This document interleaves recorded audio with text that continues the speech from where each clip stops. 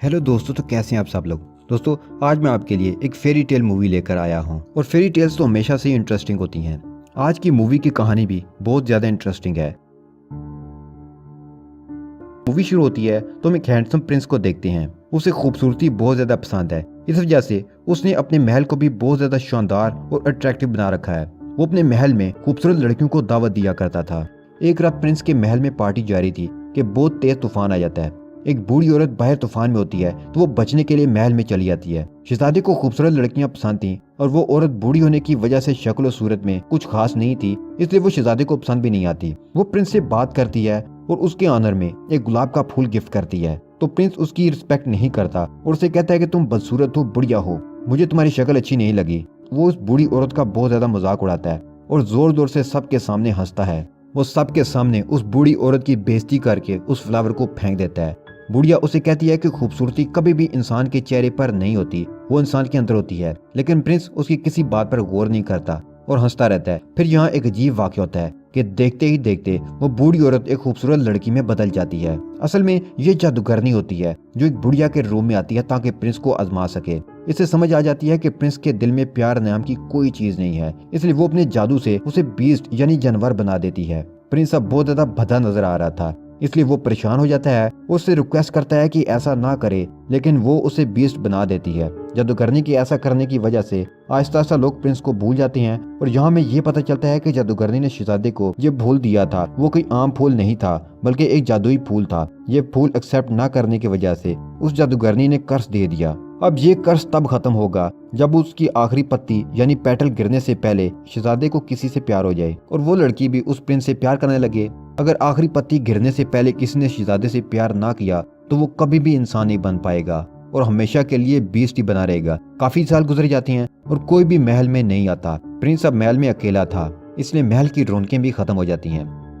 अब next scene में हम महल के साथ वाले गांव में एक बेले नाम की लड़की को देखते हैं जिसे बुक्स पढ़ने का बहुत ज्यादा शौक होता है। बेले के फादर एक डिजाइनर होते हैं। उसी गांव में एक गैस्टन नाम का लड़का होता है जो कि बेले से शादी करना चाहता है, लेकिन वो नहीं मानती क्योंकि वो बहुत ही मगरूर और अजीब किस्म का इंसान था। एक दिन बेले के फादर को किसी काम से जाना था।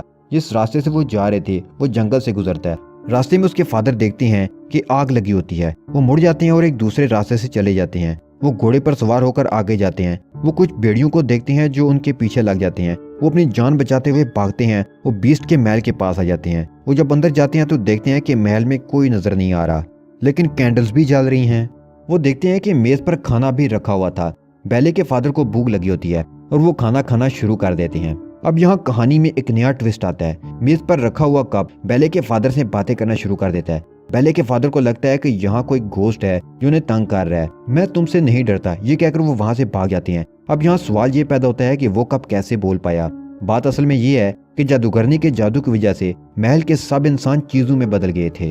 बेले के फादर भागते हुए बाहर आते हैं तो उन्हें गार्डन नजर आता है जिसमें बहुत प्यारे फूल थे। उन्हें याद आता है कि बेले ने उनसे फूल लाने को कहा था। वो एक फूल तोड़ लेते हैं। बीस्ट ये सब देख रहा था तो उसे बहुत गुस्सा आता है। वो उन्हें कैदी बना लेता है और उनकी कोई बात नहीं सुनता। बेले के फादर का घोड़ा वहां से भाग जाता है और वापस गांव पहुंच जाता है। बेले जब घोड़े को अकेले देखती है तो समझ जाती है कि बाबा किसी मुश्किल में हैं। उसे अपने डैड की फिक्र होने लगती है तो वो उनकी मदद करने के लिए घोड़े पर बैठकर गांव से बाहर आ जाती है। घोड़ा उसे उसी महल में ले आता है जहां उसके डैड को बीस ने पकड़ा था। यहाँ आकर वो देखती है कि उसके फादर को बीस ने कैदी बना लिया है। बेले के फादर उसे कहते हैं कि ये सारा महल जिंदा है, इसलिए जितना जल्दी हो सके यहाँ से भाग जाओ। मैंने तुम्हारे लिए इस महल से फ्लावर तोड़ा था, इसलिए उसने मुझे यहाँ कैद कर दिया। बेले के जाने से पहले ही वहाँ बीस्ट आ जाता है। वो उसे देखकर खौफजदा हो जाती है क्योंकि वो बीस्ट था और काफी ज्यादा खौफनाक लग रहा था। बेले ये जाहिर करती है कि मुझे डर लग रहा है। वो कहती है कि मैं अपने फादर से मिलना चाहती हूँ, लेकिन बीस्ट ये नहीं चाहता कि वो अपने फादर से मिले। वो कहती है कि तुम बहुत जालिम हो, सिर्फ एक फूल तोड़ने की वजह से तुमने उन्हें कैदी बना लिया। फूल लाने के लिए मैंने ही उन्हें कहा था। वो बहुत जिद करती है। बीस्ट उसे कहता है कि अगर ये दरवाजा एक बार खुलकर बंद हो गया तो दोबारा कभी नहीं खुल पाएगा। बीस्ट दरवाजा ओपन करता है। बेले अंदर जाती है और अपने फादर से मिलती है। वो अपने फादर को बाहर पुश करती है और दरवाजा बंद हो जाता है। जैसा कि बीस्ट ने कहा था कि वो दरवाजा अब दोबारा नहीं खोलेगा, इसलिए बेले अब अंदर रह जाती है।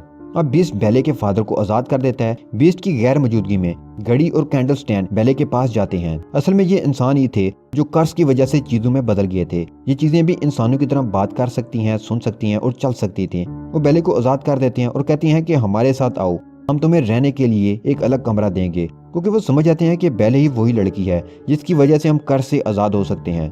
बीस्ट को जब इस बात का पता चलता है तो वो बहुत गुस्सा आता है। वो घड़ी और कैंडल स्टैंड को डांटता है। फिर वो उसे समझाते हैं कि ये वही लड़की है जिसकी वजह से हम इस कर्ज से आज़ाद हो सकते हैं। तुम्हें उसके पास जाना चाहिए, उसे इम्प्रेस करना चाहिए, इसलिए उससे बात करो।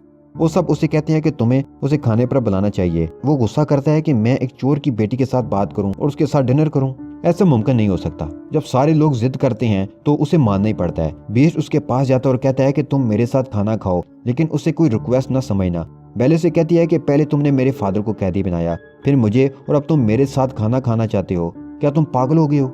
बीस्ट गुस्से में आ जाते हैं और जोर जोर से दरवाजा पीटता है और कहता है कि कुछ भी हो तुम मेरे साथ खाना खाने आओगी। लेकिन बेले दरवाजा नहीं खोलती। कहती है कि मैं भूखी मर जाऊंगी लेकिन तुम्हारे साथ कभी खाना नहीं खाऊंगी। बीस्ट कहता है कि अब तुम्हें कोई भी खाना नहीं देगा और तुम भूखी मरोगी। बेले फिर भी दरवाजा नहीं खोलती और बीस्ट वहां से चला जाता है। अब घर की सारी चीजें यानी घड़ी, कैंडल स्टैंड, पिर्च, कप, सब चीजों को समझ आ जाती है कि बेले ही वही लड़की है जिसकी वजह से वो कर्ज से आजाद हो सकते हैं। अब बीस्ट इस फ्लावर के पास जाता है और देखता है कि उसकी काफी पत्तियां टूटकर गिर चुकी हैं। अगर उसकी आखिरी पत्ती गिरने से पहले किसी को बीस्ट से प्यार ना हुआ तो वो कभी भी दोबारा इंसान नहीं बन पाएगा और महल की बाकी चीजें हमेशा के लिए बेजान बन जाएंगी। कर्ज कभी खत्म नहीं होगा। फ्लावर पर बहुत कम पत्तियां रह गई हैं जो कि बहुत जल्द टूटकर गिर जाएंगी। अब अगले सीन में हम बेले के फादर को देखते हैं जो कि गांव में वापस आ गए और सबको बताते हैं कि जंगल के पास एक महल है, उसमें बीस्ट रहता है, उसने मेरी बेटी को कैद कर लिया है और उसकी जान खतरे में है। कोई भी उनकी इस बात पर यकीन नहीं करता और कहते हैं कि तुम झूठी कहानी सुना रहे हो।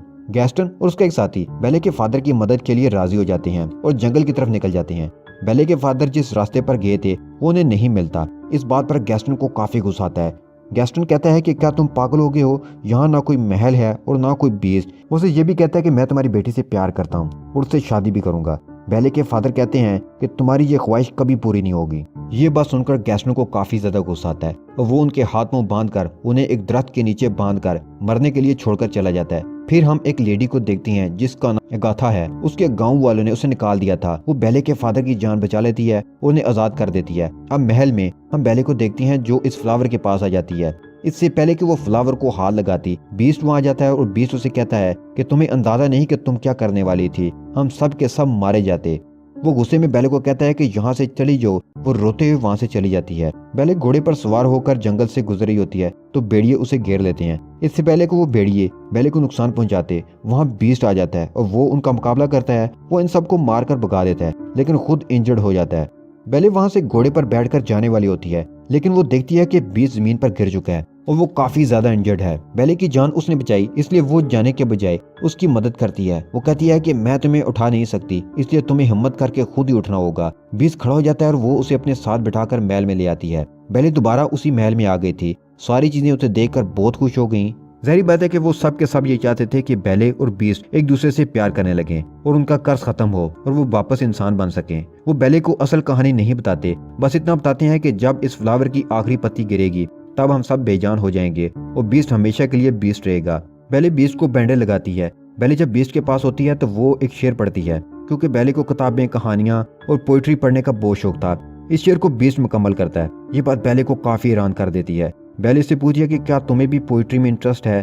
तो वो कहता है कि मैं प्यार, मोहब्बत वाली कहानियां और पोइट्री नहीं पढ़ता लेकिन मैंने बहुत किताबें पढ़ी हैं। बेले कहती है कि मुझे तो रोमांटिक स्टोरीज बहुत अच्छी लगती हैं। फिर बीस्ट बेले को अपनी लाइब्रेरी में लेकर जाता है। लाइब्रेरी बहुत बड़ी थी, उसमें बहुत ज्यादा बुक्स थी। बेले इतनी ज्यादा बुक्स को देखकर हैरान भी हो जाती है और खुश भी, क्योंकि गांव में उसे पढ़ने के लिए बुक्स नहीं मिलती थी।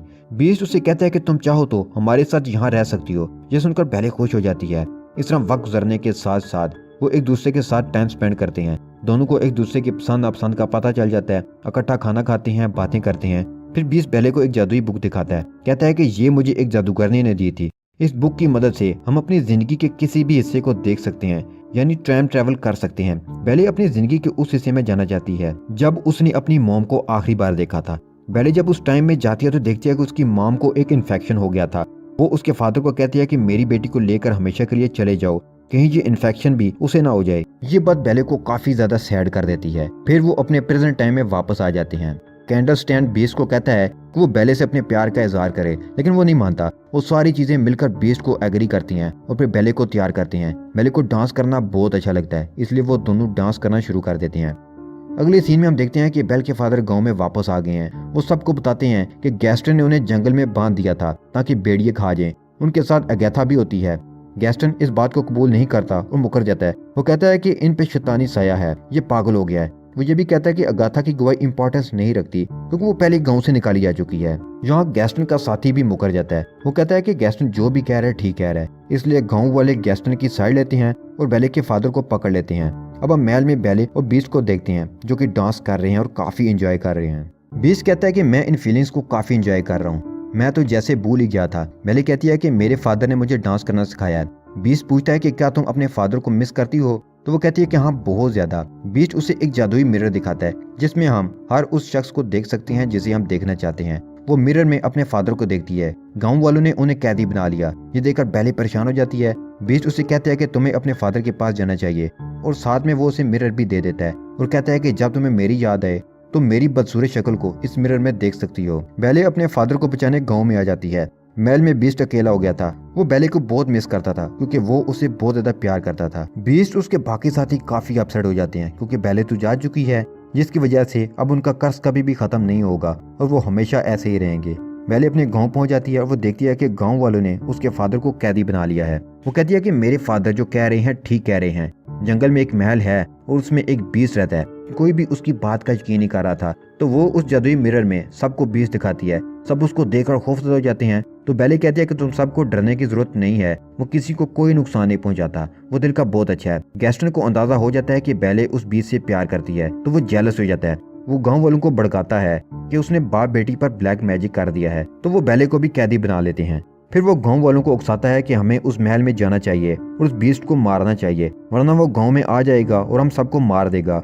गांव वाले उसकी बातों में आ जाते हैं और पूरा गांव महल में बीस्ट को मारने के लिए आ जाता है। जब वो आते हैं तो बीस्ट के सारे साथी उन पर अटैक करते हैं। गांव वालों को समझ नहीं आता कि ये क्या हो रहा है क्योंकि वो तो बेजान चीजें थीं। इधर गैस्टन बीस्ट के पास पहुंच जाता है। बीस्ट बेले के जाने से काफी उदास होता है। गैस्टन कहता है कि तुम क्या समझते हो, बेले तुमसे प्यार करती है, उसने तुम्हें मारने के लिए हम सबको भेजा है। ये कहते ही वो बीस्ट पर गोली चला देता है और वो नीचे गिरने वाला होता है। तो वो टेरेस के एक टॉप को पकड़ लेता है। इससे पहले कि गैस्टन दूसरी गोली चलाता, बेले वहां आ जाती है। वो कहती है कि गैस्टन झूठ बोल रहा है। वो गैस्टन को रोकने के लिए उसका हाथ पकड़ती है और वो भी नीचे गिर जाता है। गैस्टन की गन भी उसके साथ गिर जाती है। बीस्ट ऊपर आने की कोशिश करता है। उसके साथ बेले उसे बताती है कि मैंने गाँव वालों को रोकने की कोशिश की। बेले को देखने का बीस्ट के अंदर बहुत ज्यादा हिम्मत आ जाती है। अब वो गैस्टन का मुकाबला करना चाहता है। वो गैस्टन के पास आ जाता है और उसे पकड़कर हवा में उठा देता है। वो उसे फेंकने वाला होता है कि वो बीस्ट से रिक्वेस्ट करता है कि मुझे छोड़ दो, प्लीज मुझे छोड़ दो। बीस्ट उसे कहता है कि मैं बीस्ट नहीं हूँ और ये कहकर वो उसकी जान छोड़ देता है और कहता है कि चले जाओ यहाँ से। अब बीस्ट बेले के पास आ जाता है, लेकिन गैस्टन मौके का फायदा उठाकर पीछे से गोलियां चलाता है और बीस्ट को जख्मी कर देता है। गैस्टन जिस जगह पर खड़ा होता है वो भी गिर जाती है और गैस्टन नीचे गिरकर मर जाता है। अब बीस्ट की हालत काफी ज्यादा खराब होती है क्योंकि वो शदीद जख्मी हो गया था। वो आखिरी सांसें ले रहा था। बेले उसे कहती है कि अब मैं तुम्हें कभी छोड़कर नहीं जाऊंगी। बीस्ट कहता है कि लेकिन मेरे जाने का वक्त तो आ गया है। बेले कहती है कि तुम्हें कुछ भी नहीं होगा, सब ठीक हो जाएगा। और फिर देखते ही देखते फूल की आखिरी पत्ती भी गिर जाती है और बीस्ट बिल्कुल खामोश हो जाता है। बीस्ट के सारे साथी भी एकदम से बेजान हो जाते हैं। बीस्ट को मरता देखकर बेले काफी गमजदा होती है। वो रोती है और अपने प्यार का इजहार करती है। कहती है कि मैं तुमसे बहुत प्यार करती हूँ और वो बीस्ट के करीब भी आती है। वहाँ अगैथा भी आ जाती है। ये वही जादूगरनी होती है जिसने कर्ज दिया था। वो देखती है कि बीस्ट और बेले एक दूसरे को प्यार करते हैं। अब वो कर्ज खत्म हो गया। देखते ही देखते बीस्ट के चारों तरफ रोशनी हो जाती हैं और वो एक खूबसूरत प्रिंस बन जाता है। अब वो दोनों एक दूसरे के पास आते हैं और बहुत खुश होते हैं और वो सारी चीजें भी इंसान बन गई थी। सब लोग काफी खुश हो जाते हैं और उसके साथ ही बेले और बीस्ट महल में सबके सामने डांस करने लगते हैं और ऐसे इस मूवी की हैप्पी एंडिंग हो जाती है।